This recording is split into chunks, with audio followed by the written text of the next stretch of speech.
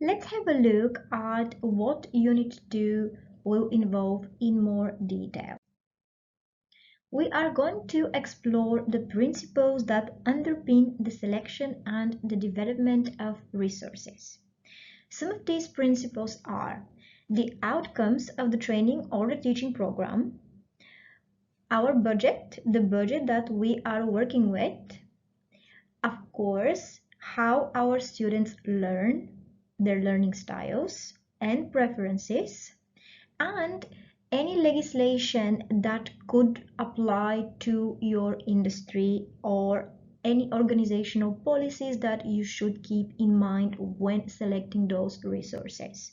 So these four principles should always be considered when you are picking up resources, when you're creating them, or when you are adapting them. And again, the legislation and organizational policies are something that in my own personal practice I have seen people not putting too much attention on that, yet it is important to be compliant. Looking at how we select resources, let's take a moment to focus on some of those key factors and talk about them in more detail so that you can really understand what exactly you're going to learn during this unit and how you can apply that into your role. The learning outcomes. We should always be starting our selection process when you're selecting resources by looking at the learning outcomes of the training session, or how we have planned our lesson. What do our students need to learn by the end of this lesson? Or what do our delegates, if we're trainers, need to learn by the end of the training session? So the learning outcomes. And then once you have identified what the key learning outcomes of the training program or the lesson are, we should ask ourselves what activities and resources can really support our learners in meeting those learning outcomes. This is how we start our selection process when it comes to the resources that we are going to be using. And the second thing we should be asking ourselves is, what is the budget that we are working with? Because sometimes we may have no budget, or we may have a bigger budget which would give us the opportunity to explore different resources as opposed to just being limited when it comes to what we are working with. If we're working with no budget or a small training budget, usually if you're a teacher, that may not directly apply to you, but if you're a trainer in the training world, organizations do operate with training budget. So once you have identified what resources will help us meet the learning outcomes, we should always consider the budget. And then, what are the learning styles of our students or of our delegates? One of the most popular learning styles models is the one by Honey and Mumford. It's called the Honey and Mumford Learning Styles.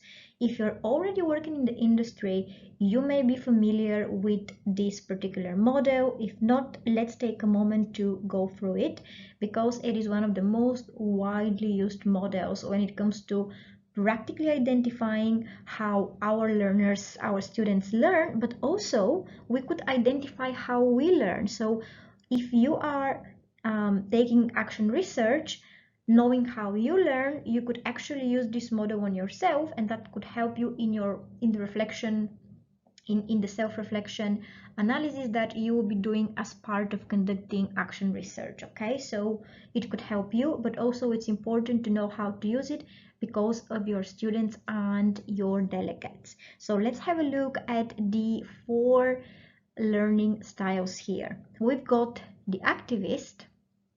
Activist, as the name suggests, learn by doing.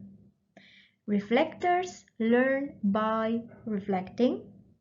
Then the theorists learn by reading, by conceptualizing, by thinking about the information that they have just received. And pragmatists, very similar to activists, they like to apply what they have learned straight away, and this is what helps them learn. There are multiple ways you could help your students or delegates identify their own learning preferences, and knowing what they are, you could ensure that the resources you have selected will be suitable to the types of students that will be attending your lesson or the delegates who will be attending your training session. Also, it would be useful to think about the barriers that could occur and impede learning. Are there any barriers to learning? What could these barriers be?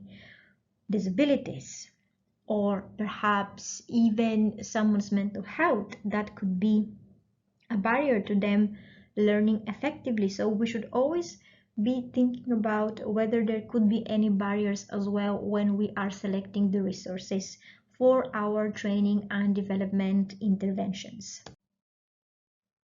Again, as I previously mentioned, one thing that I could see in my personal experience of working in the training world and overseeing a team of people, one thing that I always notice is that it is very easy to forget about the legislation and organizational policies, and that is something that we should always keep in mind when we are selecting resources, always.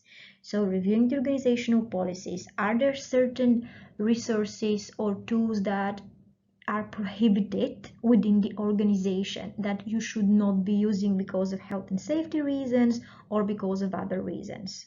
What is the code of conduct within the organization? Are you adhering to the codes of conduct in your practice and in the selection of resources?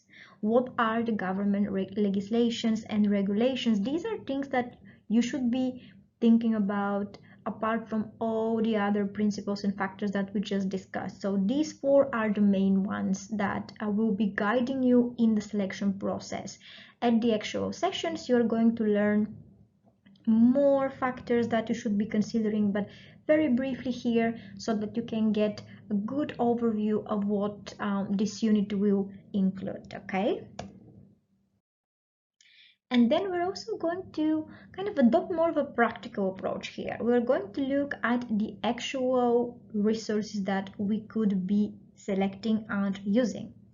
These are, just to give you an example, learning toys, role play sheets for group activities, handouts, workbooks, flip charts, pencils and pens, even calculators. We are also going to look at the role of technology, because you may be facilitating your lessons or sessions completely virtually. So what is the role that the technological tools that we use nowadays play within the selection of resources? So what exactly will be necessary for you to prepare in order for your sessions and lessons to run smoothly if you're facilitating them virtually? What information will you require? How will you send those resources, which could be digital if you're facilitating your sessions and lessons virtually?